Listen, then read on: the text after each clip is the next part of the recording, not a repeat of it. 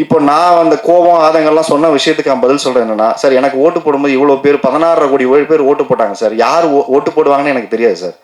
யார் வந்து எனக்கு ஜெயிக்க வைப்பாங்க தெரியாது. எனக்கு அவங்க கப்பை குத்தி கொடுப்பாங்கன்னு எனக்கு வரல. இன்ன வரைக்கும் இந்த 9வது சீசன் போச்சு. இன்ன வரைக்கும் ஒவ்வொருத்தரும் வந்துகிட்டே இருக்காங்க. எல்லாருக்கும் என்னுடைய பாராட்டுகள், எல்லாருக்கும் வாழ்த்துக்கள். ஆனா ஒரு இடத்துல நான் என்னவா இருந்தேங்கிறதுக்கு தான் எனக்கு ஓட்டு போட்டாங்க.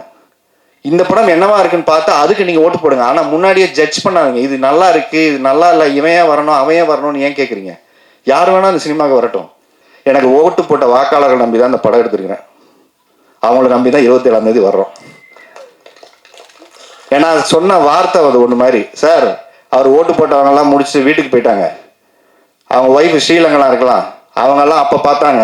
இப்பெல்லாம் வந்து அந்த மூஞ்சியை பார்த்து யார் தேட்டருக்கு வராங்கன்னு பார்க்கலான்னு ஒரு இடத்துல கேள்வியாகவும் கேட்டிருக்காங்க, சேலஞ்சும் பண்ணியிருக்காங்க.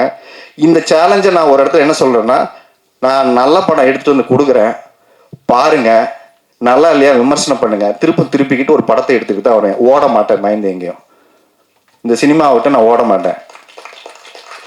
ஏன்னா அந்த 20 வருஷமா அந்த சினிமாவை விட்டு என்னைக்கே ஓடி இருக்கணும், நான் என்னைக்கே ஓடி இருக்கணும்.